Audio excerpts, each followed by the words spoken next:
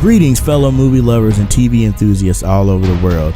It's your boy, Mikey Savage 21, aka the Prince of All Sweaties, bringing you another episode of the weekly Sweaty Review, the podcast where we review, break down, and discuss movies, TV shows, and all the sweaty goodness we film fans enjoy. And yes, I know it has been quite some time since you've heard my voice or my co-host voice, but after a brief hiatus, we are back. Today is episode number 3 of the weekly Sweaty Review. Last time we talked about Captain Marvel and what we thought of the new film, as well as the controversy surrounding star Brie Larson. And as always, speaking of we, I am once again joined by my co-host Neospace, the angriest sweaty on the interwebs. Neospace, it's been a good minute. How you feeling, bro? Oh my god, man, I tell you, I'm so pissed and it's great. It's just life as can be. So how's everybody on the internet doing? It's Neospace Cloudian, and I'm here to and complain. It's what I'm good at. Well, today, Neospace and I will be talking about the Marvel Cinematic Universe as a whole and breaking down our personal top 5 best MCU movies, as well as give our unfiltered thoughts and opinions on each subsequent movie. First off, we'll start with our thoughts on the overall Marvel Cinematic Universe, followed by a minor breakdown of what we think of the MCU and where it's going post Avengers Endgame and Spider-Man Far From Home, and finally we'll go into our top 5 picks. Alright, so getting into the brief history of the MCU, or the Marvel Cinematic Universe. So of those of you who do not know, the Marvel Cinematic Universe is an American media franchise and shared universe centered on a series of superhero films independently produced by Marvel Studios and based on characters that appear in the American comic books published by Marvel Comics. The franchise also includes comic books, short films, television series, and digital series. The shared universe, much like the original Marvel universe in the comic books, was established by crossing over common plot elements, settings, cast, and characters. In 2007, at 33 years old, Feige, specifically Kevin Feige, was named studio chief in order to preserve its artist integrity. Marvel Studios formed a creative committee of 6 people familiar with its comic book lore. You had Kevin Feige, the Marvel Studios co-president Luis Desposito, Marvel Comics president of publishing Dan Buckley, Marvel's chief creative officer Joe Quesada, writer Brian Michael Bendis, and Marvel Entertainment president Alan Fine, who oversaw this committee.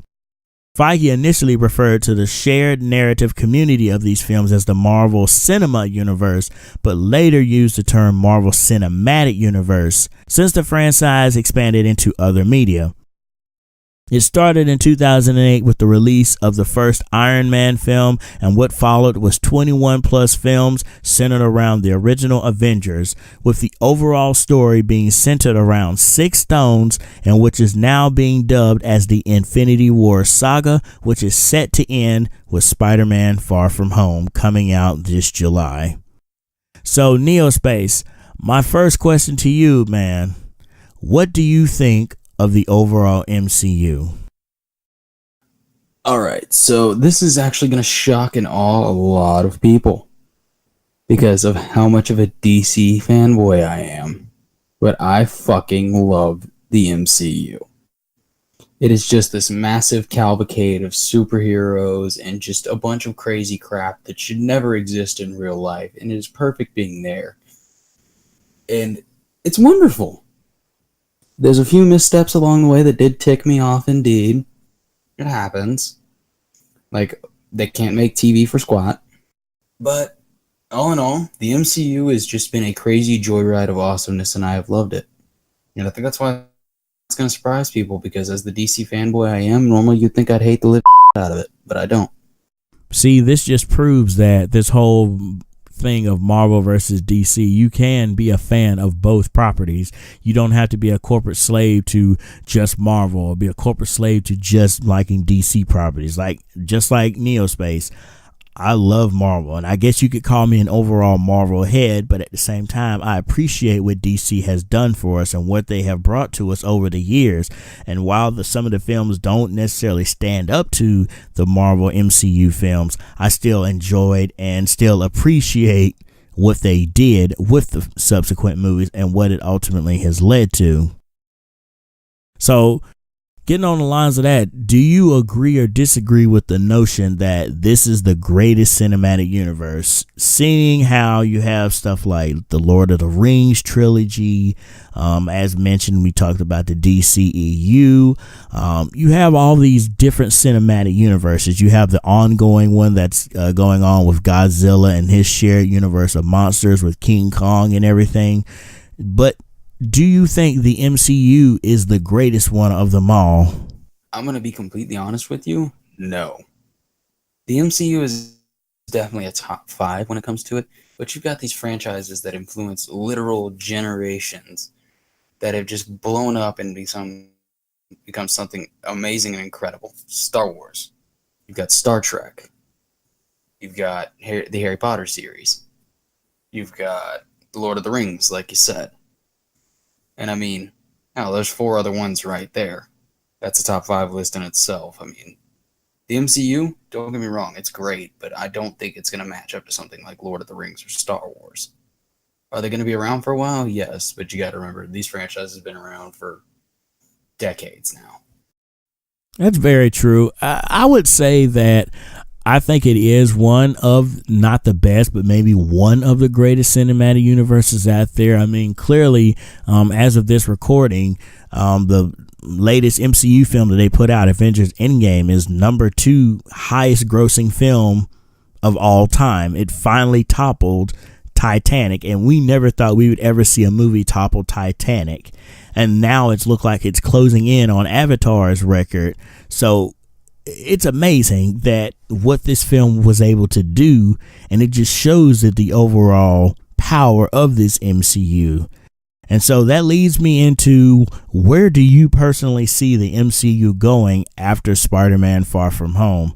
I know, me personally, I think that they have introduced the concept of going cosmic. So I'm thinking that they're going to start doing more cosmic godlike mythology and start introducing that slowly into the MCU, which will ultimately culminate into maybe another Avengers film down the road. But what do you think, man? Where do you see the MCU going? All right. So like you said, I'm hoping there's another Avengers movie down the road, but I'm hoping they do go into space. They introduce a bunch of other teams that are actually, from the outlying stars. Like, give us some backstory on the Ravagers, more than you already have. Give us, the Inhumans. You had Medusa, she was an alien. Give us an Inhumans movie. Like, go a different route.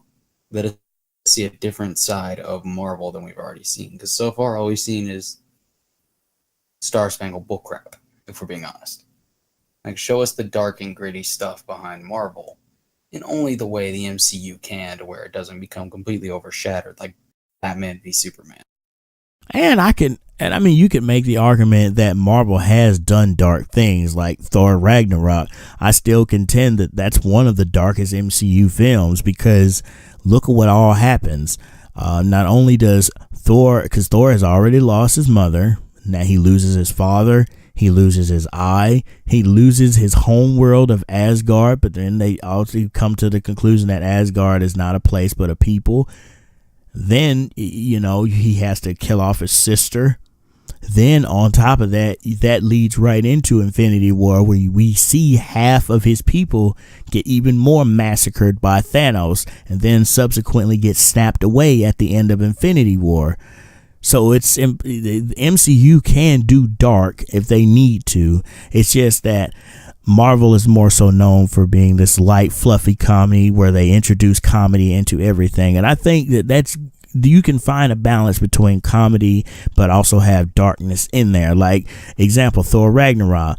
If you want to talk about a film that is comedic but has weight and is very dark and as well, that's your perfect film right there, Thor Ragnarok. It's got the comedy, but at the same time, it's got the darkness in there, what ultimately comes to that dark comedy. And there are other films where it has like dark comedy in there, like you could say Ant-Man, maybe not so much Ant-Man and the Wasp, but you know, there's darkness going on. Doctor Strange had a little bit of that darkness, but had some comedy mixed in. And Infinity War and Endgame certainly have comedy, but also have very dark themes in there as well. So I would say that the MCU, while it might not be the greatest cinematic universe, it's definitely up there and maybe like the top 5 or something. And maybe you're right. Maybe at one point we can come back and revisit and have a discussion about what do we think the top 5 greatest cinematic universes are. But for today, we're going to get into our top 5. So we're going to start with 5 and then work our way down. I'm going to give off my list, and then Neospace is going to subsequently follow with his list. We'll start again with 5. He'll give his number 5. I'll give my number 4, and we'll just keep piggybacking like that until we get to our number 1 film. All right, so Neospace, we're going to actually start with you, man. What do you have for your number 5 pick of the top 5 best Marvel Cinematic Universe movies? All right, well, I'm going to go ahead and shock pretty much the entire world right now here and go ahead and tell them Infinity War and Endgame are not on this list. Not because I don't like Endgame, it's because I haven't seen it, and Infinity War, let's be real, was not that great. And I'll go ahead and preface this by saying that I have seen Endgame. Endgame is on my list, but I will not give any spoilers. There will be no spoilers for Endgame, but other films like Infinity War, Thor Ragnarok, any of the Captain America films, any of the Iron Man films, the Hulk film, any of that stuff that has been out for years now, it's open season. So I don't want to hear anyone whining or complaining in the comment section saying, "Oh, you spoiled this movie for me." Look, some of these movies have been out for years, and if you haven't seen them by now, then you just don't plan on seeing them. It's not a priority to you, so don't come whining, complaining about spoilers. But sorry to cut you off there, man. I just wanted to go ahead and throw that out there. All right. One more thing I'm going to say from the discussion we were having a second ago. All I want to see from Marvel in the future is a good Fantastic Four movie. And I think they've proven that they could definitely do that. Disney already technically did that, if you want to consider The Incredibles a Fantastic Four movie. It's a family of superheroes, and they actually make you care about those subsequent superheroes. Almost the same powers, too, just saying. Disney knew what they were doing. A little tongue-in-cheek action there. Yeah. All right, but anyways, so my number 5 pick, and this might piss a lot of people off that it's at number 5, but it's Guardians of the Galaxy Volume 2. Wow. By the way, the original Guardians of the Galaxy did not make it on here. Sorry, guys. So, Guardians of the Galaxy Volume 2. Mike's probably wondering right now, A, why is it at number 5 only? And B, why did I put it there? I'm not wondering why it's at number 5. I'm wondering why it's on that list at all. Okay, so I'll be honest. Volume 2 pulled me in at the beginning, where the Rocket steals the Amulek's batteries. And honestly, the scene that really made me love that movie was Baby Groot dancing while they are fighting for their lives in the background. That was the cutest ever, and it makes it on the list for me just for that. But you also count that badass getaway scene, watching Ego blow pretty much the entire fleet of the Sovereign to smithereens. Just every interaction with the Sovereign, was hilarious. You had it when she went to visit Yondu, and they were rolling out the carpet for the Miss Priss. The censors are going to have fun with me. And the girl gets caught, and she just looks at her like, "You better fix this now." I died laughing at that, because I'm like, wow. Is on her high horse today. Damn. So, what do you think about the fact that I have Guardians of the Galaxy Volume 2 on here? Because that reaction was not what I was expecting. I thought you loved that movie. To me, it's more of a mixed bag of a film. Like, there are certain choices that with characters, I didn't agree how they took their arcs. There are certain things that I just wasn't feeling. And then there was the whole, plot point of, my dad is evil, and I'm like, yeah, I kind of saw this coming the whole entire time, because otherwise you would just have another overpowered being in the MCU, and that just kind of lessens the effect of people like Thanos, especially if you had Ego the Living Planet. Let's say he was a good guy in this case. Well, he would have blown Thanos to smithereens the first second he got the chance. Well, I'm not going to sit here and say Thanos wouldn't have given up a pretty good fight, because from what I've seen, Thanos can take a beating, a most definite beating. But no, to me, I don't know. It's just like, I think it leaned too heavily into the comedy. Like, what made the first Guardians of the Galaxy so great for me was how they leaned into the comedy aspect, but also it was more action adventure. And so I like how it had a mixture of everything, while as Volume 2 looked like it was just a straight up comedy. And then, like, one of the character arcs I was talking about a few minutes ago is Drax. I feel like they made a joke of Drax. And I understand, what can you do with Drax's character, because he's not super powerful and he just, stabs things. So yes, that can be funny and that can be used in comedic effect. But remember, he has this overarching arc about wanting to avenge his family and everything. And I'll say at least they picked that up in Infinity War. They do pick that up and reference that from the previous first Guardians of the Galaxy film. But I don't know. I will say, negative I found was Sylvester Stallone as a Ravager. I'm not a Sylvester Stallone fan. Am I going to say he's a bad actor? No. Am I saying he's not in any of my lists as my favorite actors? Yeah. And seeing him as a Ravager was just, it pissed me off. I was like, who the f*** told Sylvester Stallone? He could tell Yandu Udanda, the dude who could kill you just by whistling, what to do. Like, f*** off. Go back to being Rambo or some shit. And what's so funny about that is it's implied that that's the original Guardians of the Galaxy, because if I'm remembering correctly, the character he's playing, they're actually the original Guardians of the Galaxy team. And then, of course, you have this new Guardians of the Galaxy team. Now, I will say this. I don't care for the film much. I watch it and I think it's okay. When I saw it in theaters, I didn't sit there and say, oh my gosh, this is the whole horrible movie I've ever seen. No, I don't think that at all. I do think it's like within at least the top 15. But what I really liked is how they did capture the emotion of Star-Lord and his relationship to his mother, as well as to him wanting a father figure in his life. This is really a story about like father figures in a way, and just because somebody is related to you and they're your blood doesn't necessarily make them your father, as opposed to Yondu, for his instance. The kid, he did make him look like he used him in a sense, and he did in a way, but at the same time he really looked after him. He helped raise him, he took care of him, he loved him, and it culminated into that scene at the end where he sacrifices himself so Peter Quill could live. And I love that scene, and the whole Mary Poppins thing. I mean, that moment did make me cry, and I'll give them that moment. They have moments in this movie where it is a little bit of a gut punch and a gut wrench. So I can see it being at your top 5 for you personally. But again, if this was my list, I probably would have had it somewhere around like maybe 13 or 14 probably. It's okay, because I will still forever shit on Sylvester Stallone being a Ravager. I do not care if he was playing one of the original Guardians from the comics. Fucking Sylvester Stallone. That's all I can say. Alright, so what's your number 5? Mike, I do want to hear this. Okay, so mine is a bit of a cop-out. I have 2 films that are subsequently tied with each other. I couldn't debate on which one would be my number 5. I know.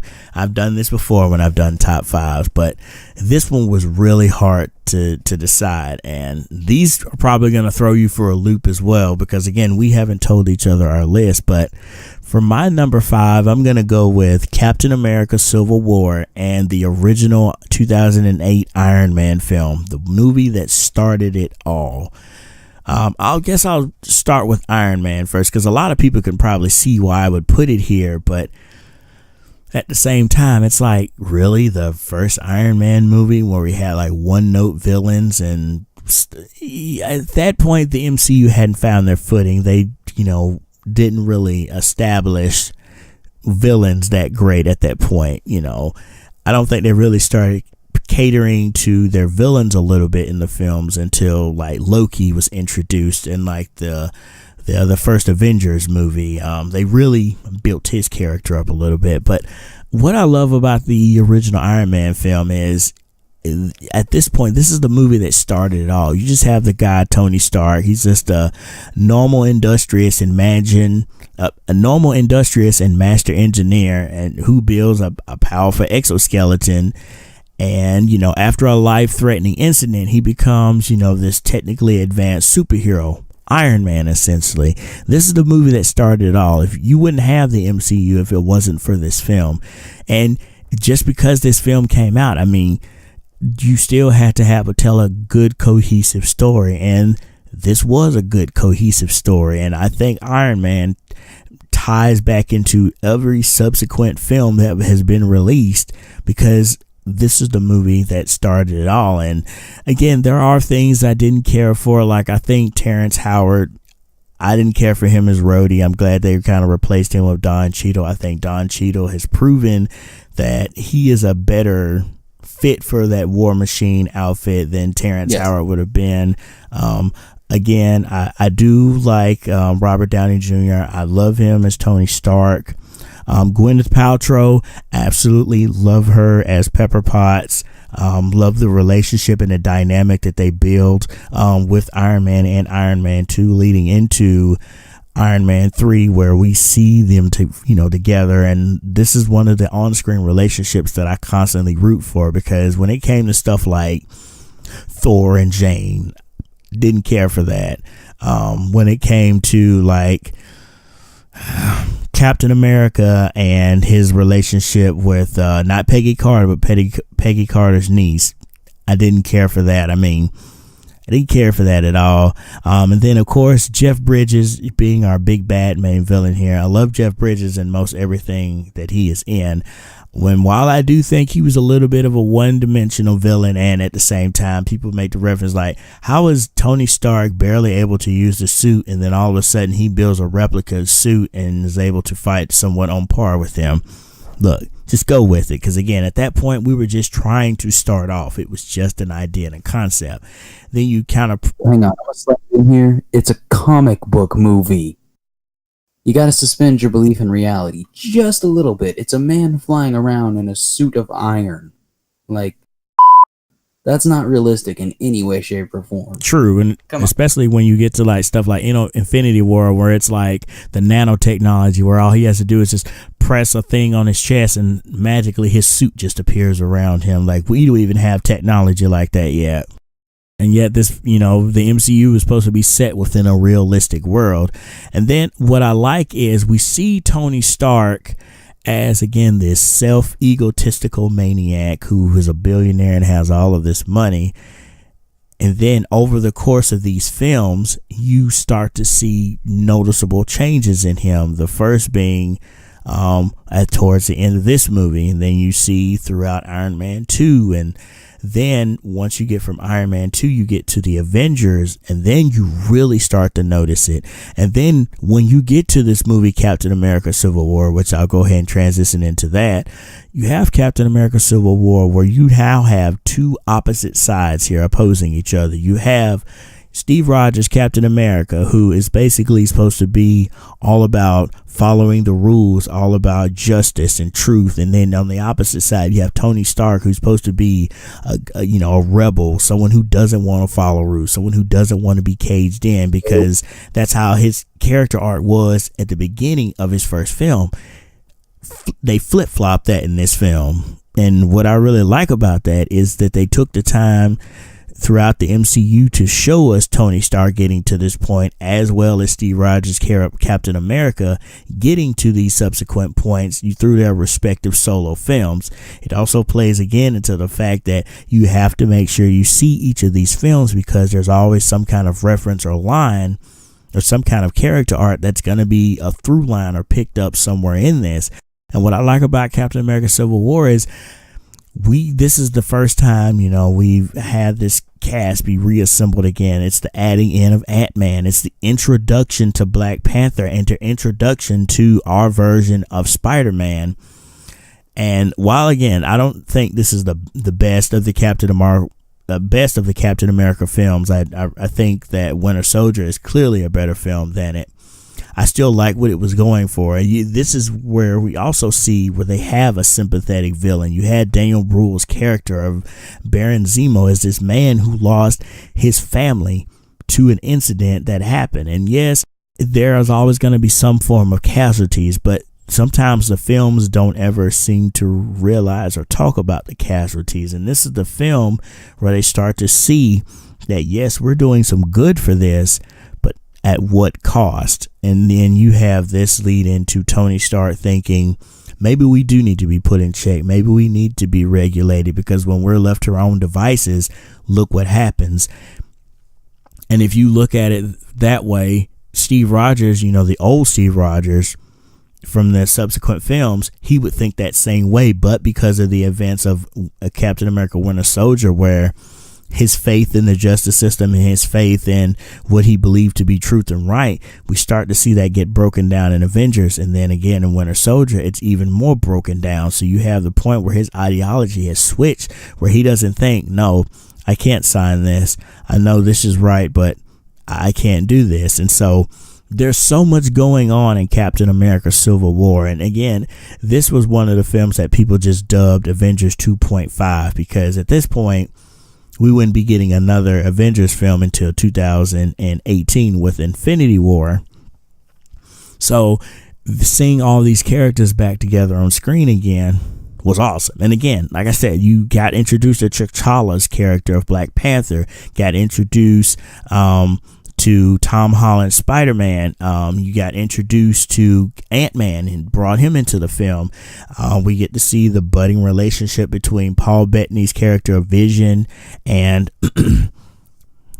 Elizabeth Olsen's character of Scarlet Witch. So you have all these things that are being introduced into this movie, as well as bringing in new characters, as well as mixing with old characters that we're used to.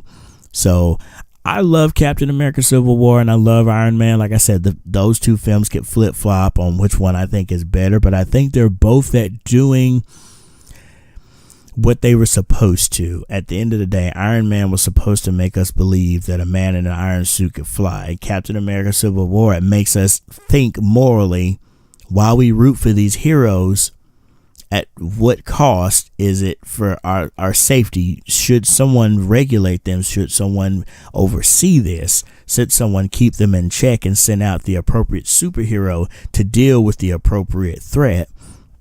And so I know, you said Captain America Civil War wasn't on your list. The film wasn't that very high up for you, but I'm curious to know, what do you think about, my picks of Iron Man and Captain America Civil War?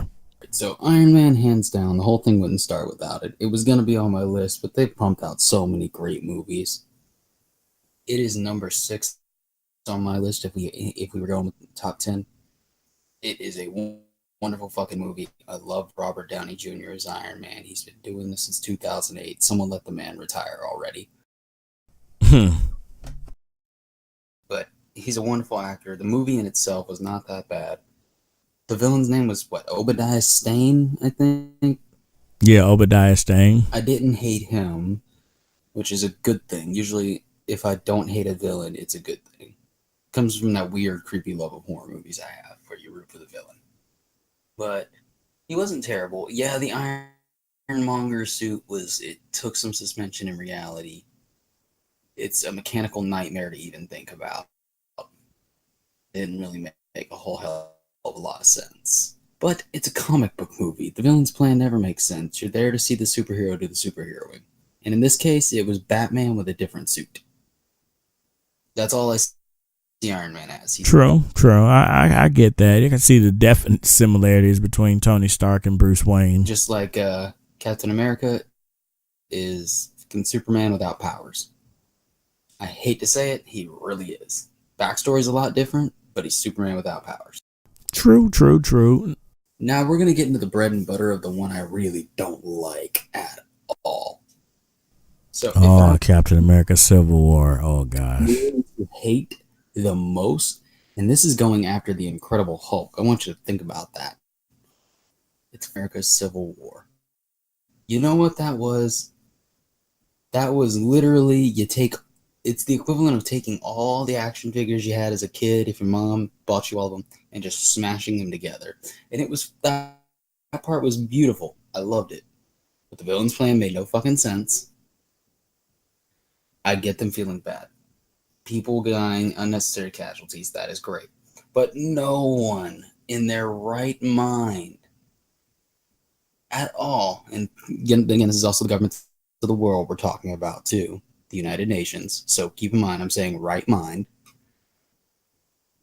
would ever walk up to people like the Avengers, who have vision, who is literally the embodiment of good, who can pick up Mjolnir and Thor, like, what's up? Why is this thing so heavy to everybody? That they're too destructive and that they're not, and they need to be put in check and regulated by the United Nations, which, oh my god, that is the dumbest shit I've ever heard on Earth.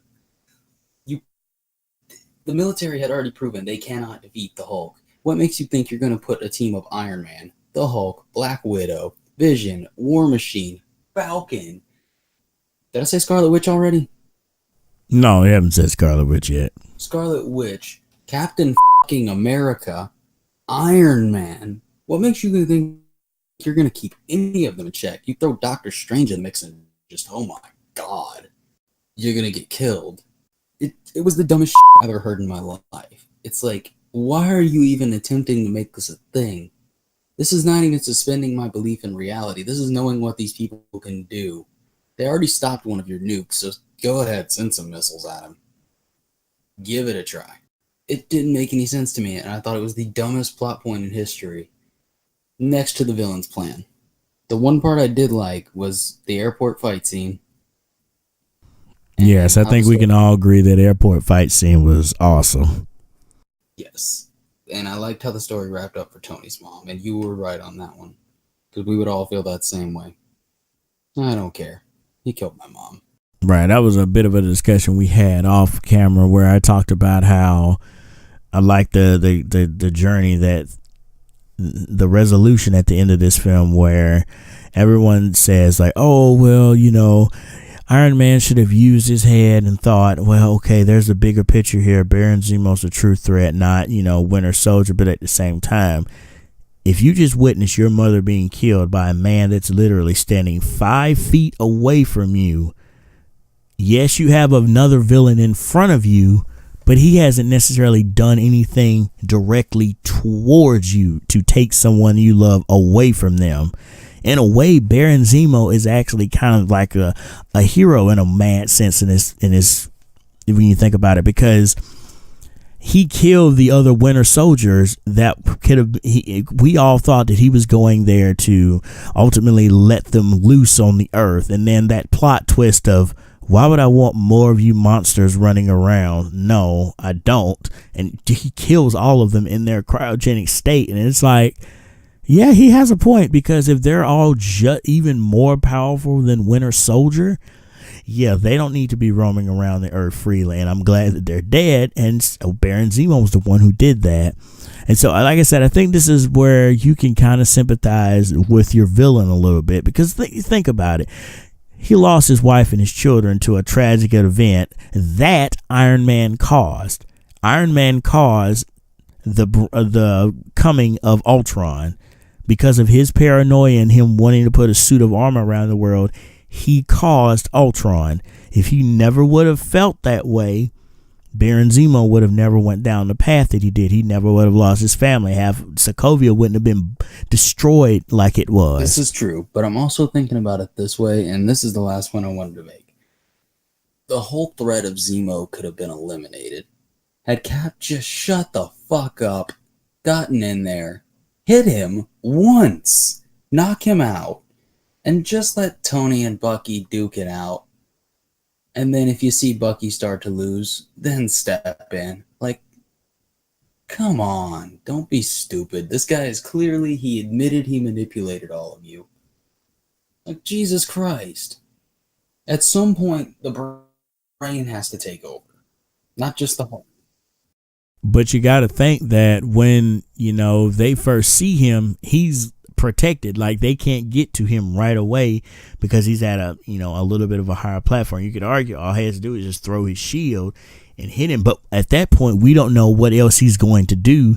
We know that he's, shocked us by killing the other subsequent Winter Soldiers, but we don't know what else he's capable of doing. And plus, in that moment, they don't know what they're going to be shown on screen. For all we know, he could have just now kidnapped somebody and is holding them hostage. So, of course, they're going to look at the monitor, they're going to look at the screen.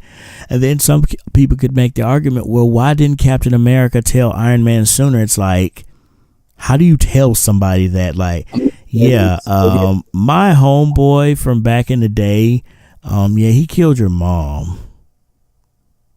How do you have that kind of conversation? You know what's the worst part about Civil War? The whole movie could have gone on the exact same without the Sokovia Accords. I agree. I agree that, you could have still had Baron Zemo, still do his master plan and everything and not have the Sokovia Accords be a part of it. But I think if you take out the Sokovia Accords, then you lose the key factor of Chadwick Boseman's character of T'Challa Black Panther, because the only reason him and his father were there was because of the Sokovia Accords and wanting to sign it. So if you don't have that, then you don't have Black Panther get introduced in this movie. And we all can agree that his introduction was one of the highlights of the movie, along with Spider-Man. Okay, that is. But if you don't have the Sokovia Accords, you don't get that introduction of Black Panther. You might not even get that introduction of Paul Rudd's Ant-Man or the introduction of Spider-Man either. This is very, very true. Okay. Yeah, now that I'm thinking about it, I'm going to go off on a weird tangent with how much I dislike this movie, and I don't think we need that. I agree. Like I said, I can understand why some people wouldn't put this at their number 5, or let alone let it be tied with Iron Man, but that's just how I personally feel about it. But man, what is your number 4 pick?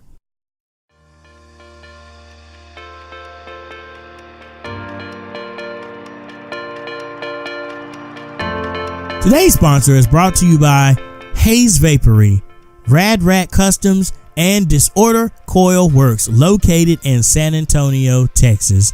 And for those of you who do not know or do not recognize these names, they are all vaping companies. And so for those of you who all do not know what vaping is, we have our resident vaping expert, Neospace, who will simply elaborate on what is vaping, what are some of the positives and negatives to vaping, how does it relate to smoking and what are the overall differences, as well as going into the overall building of a vape machine. Neospace, take it away. All right. So first thing I'm going to take it away. First I'm going to say vape machine, man. I've heard a lot of names for it, but that one's actually pretty original. I'm pretty original guy, man. I'm always coming up with stuff off the top of my head. I need to trademark that now. Yes, you do. The whole industry is going to be pissed because you don't even vape. No, but seriously, go ahead and repeat the first question because I forgot literally all of them. Just that quick. All right, and let it be known that is not a side effect of vaping. Basically, just give the listeners like a general rundown of like what is vaping and how it's compared to smoking. All right, so vaping in itself, when you get down to it, is the vaporization of vegetable glycerin, propylene glycol, nicotine if you so choose so, and liquid flavorings. So all mixed together, you have different PG, propylene glycol, and VG, vegetable glycerin ratios. You also have the flavorings in there, which are different ratios and different levels of nicotine. And in the end of it, it's all broken down. There's a few different forms of nicotine, of course. You can always look online, get more information about salt-based nicotines, free-based nicotines. Of course, make sure you're 18 years or older. If you're in certain states, 19 or older. And if you're in certain cities or states, 21 and older. Make sure you are old enough to do this. Do not be one of those douchey kids. And as opposed to smoking, the New England Journal of Medicine, the UK Journal of Medicine, pretty much every European Journal of Medicine has proven 95% safer than smoking. And that 5% is where you're still inhaling something in your lungs that isn't oxygen. So that part's not going to be good. So what I'm hearing is, like, you could actually, like, be a part of the vape movement and vape, but you can have it with or without nicotine in it, as opposed to when it comes to cigarettes, you really don't have many options. It's either you have a regular cigarette or you have an e-cigarette, or that's basically it. That's pretty much it. So, I mean, you can opt in or out. You can drop down. If you're already addicted, you can drop down to where you have nothing. It's just that cessation of the hand-to-mouth movement. You know what? I'm not going to lie. That actually does sound kind of appealing, especially if you're someone who, like, wants to get introduced into the world of vaping. You can start off with no nicotine. And then, of course, if you want to later on start implementing nicotine, you can start doing it little bit by little bit each time you do it. Exactly. And to speak on my sponsors, Hayes Vapory is actually a personal shop I go to here in San Antonio. Local small business, great people. They actually sponsor me. I do Instagram posts for them, and I actually run their social media page. Disorder Coil Works here in San Antonio provides me with all the coils that go in my mods, which is basically just a huge vape when you get down to it. And Rad Rat Customs is actually, they don't just do vaporizers, they actually do multiple other things. Like, they recently did a set of wrenches, they did a complete Cerakote paint job on them, and they actually shimmer in the sun now. It's going to be ruined because, of course, they're wrenches, but they're a full customization company. Again, guys, these are today's sponsors: Hayes Vapory, Rad Rat Customs, and Disorder Coil Works. All of these places are located in San Antonio, Texas. And if you are watching this video on YouTube, we'll make sure we have a link to all of their social media platforms down below so you can go and check these guys out. Thank you again, Neospace, for elaborating for our listeners. I actually learned something. I did not know that you could actually have vaping without nicotine. That is something very interesting, and I'm glad you were able to shed some insight on that. Well, I'm more than happy to educate.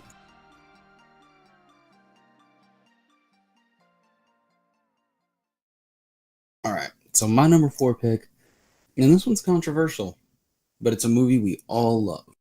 And I can just remember, fresh out of high school, bright-eyed, 18 years old, going to see this movie for the first time in theaters and thinking, oh my god, who put Chris Evans in the Star Spangled onesie? It's the original Avengers. So, the Chitauri, I did not give two shits. That was literally just fodder. But the first time really, truly getting to see Loki shine was absolutely wonderful. The whole thing of Loki's staff being the only thing that can turn it off, even though it's the only thing that can, it generated the whole damn thing. It didn't really make any sense. It seemed like they just needed an out. But everything else about that movie, from watching Iron Man fly a fucking nuke into space, almost dying, Hulk literally punching the shit out of a Chitauri spacecraft. Yeah, I love that scene. And even that stupid shawarma scene at the end was just absolute. You know what? I can't argue with that pick, man. I can't argue with that pick. The only thing is, Star Spangled onesie they had him wearing. What the hell were they thinking? Well, I mean, if you think about it, that's just, what he wore. This is true. I mean, they could have at least, darken down the colors a little bit, or at least make it battle worn. If it's pure white, you're gonna know. I feel you, and a little bit of a spoiler alert. This also ended up making my top 5. I won't say where it's placed at, but for time's sake, I'll go ahead and give my thoughts on what I think of the Avengers. Again, the first subsequent film. You said you had no agreement, so this should be good. I think the reason why I like this movie so much is because this is the first movie that really turned the films around for me, because at that point you had gotten Iron Man 2, which I think is one of the worst Iron Man films. I was okay with Captain America. I thought it was okay. At the time, I really wasn't feeling Thor, but now that I've had time to go back and rewatch that film, I can appreciate what Kenneth Branagh was trying to go for in that movie. It was a movie about sons. So I kind of respect that movie. And of course, I did actually like the Incredible Hulk movie that came, but obviously you couldn't get the original guy who played him back, so you had to get in, Mark Ruffalo, which I would agree that I'm glad that they got Mark Ruffalo, because I have loved his interpretation of Bruce Banner Hulk the entire way through. And what I like about this film is just you see the coming together of a team. And yes, I know it has the stereotypical thing of someone has to die for somebody for them to ultimately see what the bigger picture is and join forces. People have used that trope all over the Marvel Cinematic Universe, but they've also used it in other subsequent films as well. But I love the Marvel's Avengers for what it was, because this again was a culmination of movies. This is what really led to the birth of the cinematic universe, because nobody had done this at this point.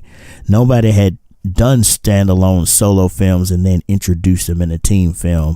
Some would argue that DC should have done this with their earlier DCEU slate by having introduction to each of these characters in their own films and then build up from that. And if Marvel is to be proved, you have the latest Avengers movie, the number 2 highest grossing film ever. And if you don't have the original first The Avengers from 2012, you don't have anything else, because this is the one that really put them on the map and put them on the mark and showed people that, hey, they can really do this. Because I remember when I saw this in theaters, I thought to myself, there's no way. I was like, this is going to be lame. This is going to be awful probably. And I'm thinking, wow, they were able to do this.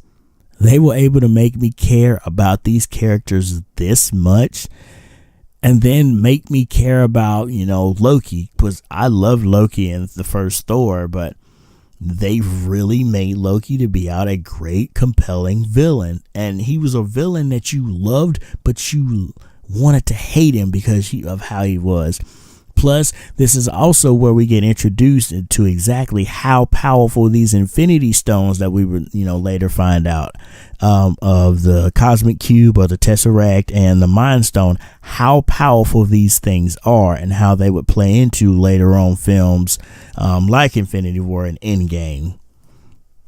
So yes, I can agree with your pick of the Avengers being number 4. I have no negatives about the film other than like a few little minor gripes here and there. I think this is like one of the best movies that they have put out to date, even surpassing certain, even Infinity War. I'll say it, I like this movie more than I do Infinity War. While Infinity War did have more cool action scenes and everything, you gotta go back to this core story of 6 individuals coming together to fight a common threat.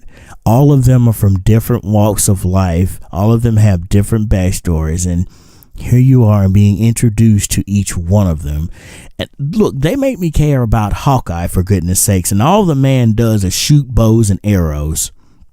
You could even argue the same thing with Scarlet Witch.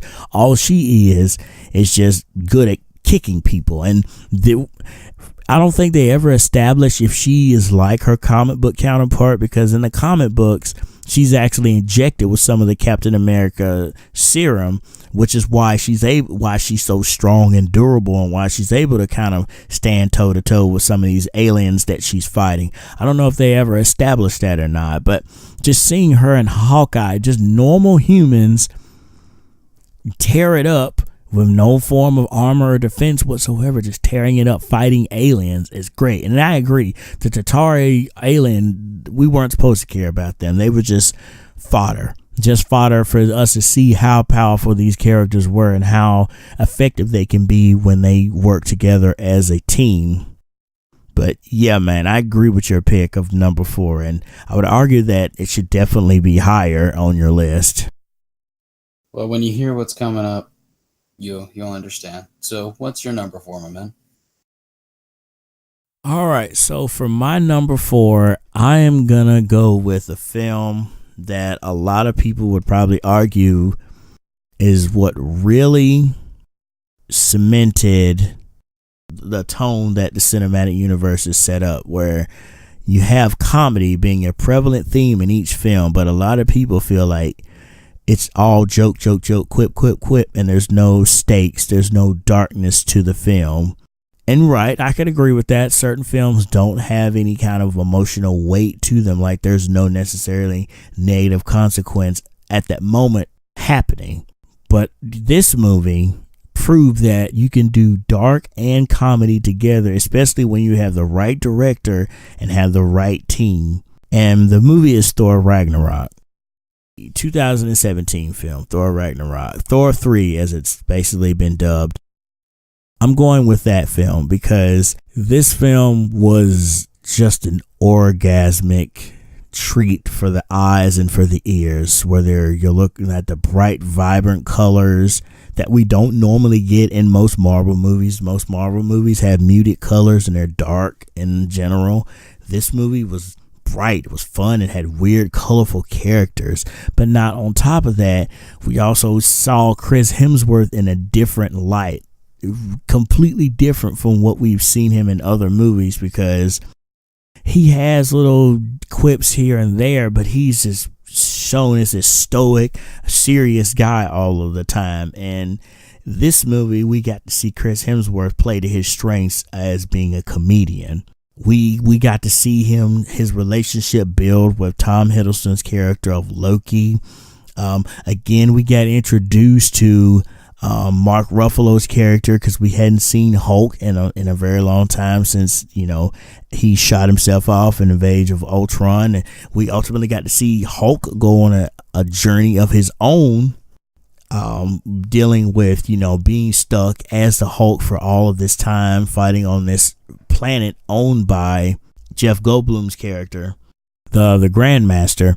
There's just so much into this film to love, just so much into this film. We get more backstory into Asgard and how Asgard was built and how it was built on blood and not all as it was cracked up to be.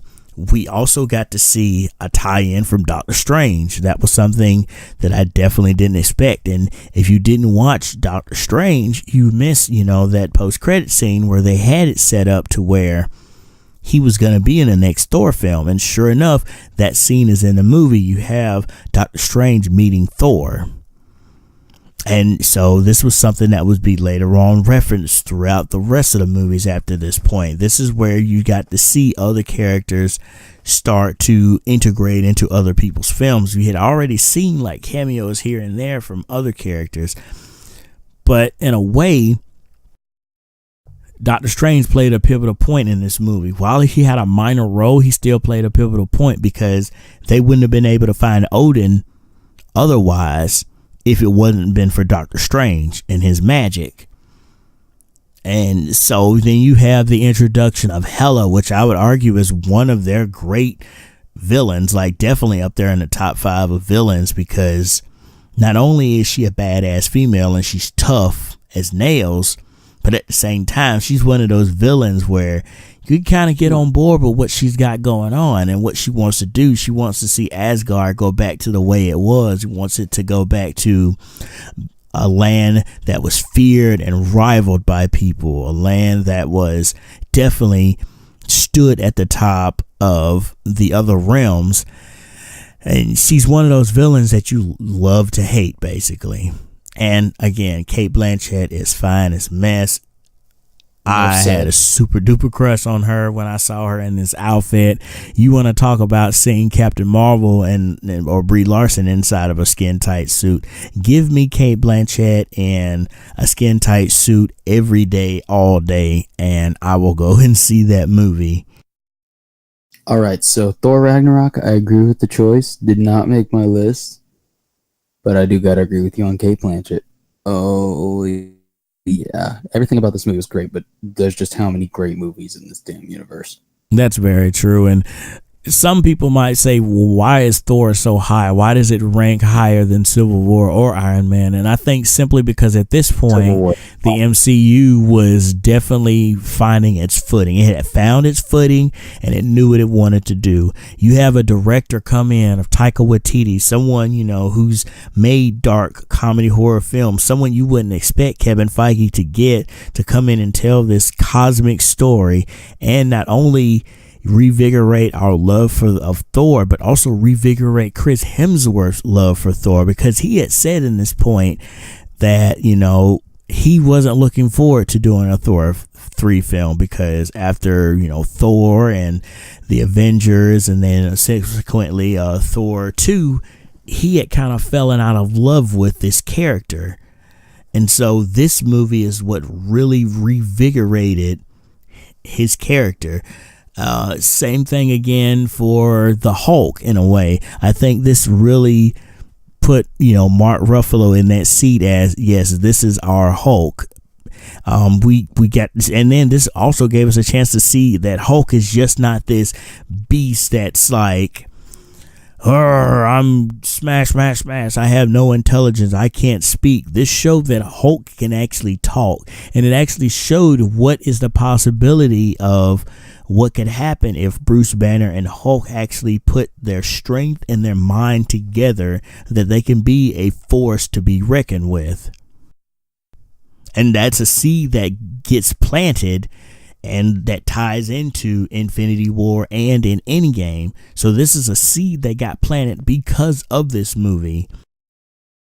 And this is the one film of the original, you know, trilogy films that I would definitely want to see a sequel to. And I think we are going to get a sequel to it. And I'm forgetting, this is also our introduction to our first female badass character besides Black Widow and besides Scarlet Witch. We're getting introduced to another powerhouse here of Tessa Thompson's Valkyrie. And of course, you know, some people will make the joke, oh, she is just a drunk. Yes, but she also has her own character journey that goes on throughout this film that ultimately leads into Endgame. And that's not a spoiler because they put out posters and trailers and stuff, so we've seen that she's in the movie. So that's not a spoiler for Endgame. But her story arc gets picked up in Endgame, so we get to see where she's going and where she ultimately finds herself in this film. And so if it wasn't for this film, we wouldn't have gotten introduced to Valkyrie. And so I also like how she also like pushes Chris Hemsworth in a way. And I'm glad they didn't go the whole love interest route. And I'm also glad that they just went ahead and said plain out that, nah, what Jane and I had, I'm not feeling that no more. I'm glad that they went ahead and let that loose, because that was one of the worst MCU couplings to date. Like, I did not buy their relationship at all. I didn't buy it in Thor. I didn't buy it in Thor 2. I did not buy Natalie Portman. And it's not on her. She's a fantastic actress. Like, I love her as an actress, but I just didn't buy their relationship. And I don't know if it's because of the writing or if it's just because of their on-screen chemistry. I just wasn't feeling it, and I didn't like it. And what I also like about this is this also sets up seeds for Endgame, because you see Thor and Bruce Banner and Hulk become more like bros in a sense, because that's what the feel. They said this was supposed to be like a space cosmic buddy cop film, but then it's also, not only we get to see the buddy cop between Thor and Hulk, but we also get to see the buddy cop relationship between Thor and Loki. And we're introduced and shown that yes, Loki has done some wicked and twisted things, but at the end of the day, if it wasn't for this film, his sacrifice that he made in Infinity War wouldn't have been as impactful, because again, we get to see him as more of an anti-hero in this film, ultimately making that transition at the beginning of Infinity War into a hero, because he gives up his life for his brother. And we see that he really does love and care for his brother. Yes, he'll always try to outdo him and trick him and stuff, because he is the god of tricks and whatnot. But we see the emotional seeds get planted from this movie. And if it wasn't for this movie, then again, that impact in Infinity War wouldn't have been as great. Also, on top of that, we got to see what it's like when you mix dark comedy perfectly, when you have that dark tone and that comedy together. Because like I was telling Neospace off screen, Thor has so much stuff that happens to him in this film that it's crazy. He not only does he's already lost his mother at the end of Thor: The Dark World, but now he's lost his father. He loses Odin. He loses his hammer, Mjolnir, which is supposed to be set out to be the strongest weapon forged, destroyed with one grasp of the hand. His sister destroys it. We get introduced to the fact that he has a long lost sibling that we didn't know about. He loses Asgard because it gets destroyed. His sister takes his eye. So not only did she bust up his hammer, but she also took his eye. Then on top of that, you have Surtur come in and he destroyed Asgard. And they were forced to retreat into space, which ultimately leads into the beginning of Infinity War. So this movie did a lot of setup for Infinity War, and a lot of tie-ins and a lot of through lines wouldn't have happened if it wasn't for this film.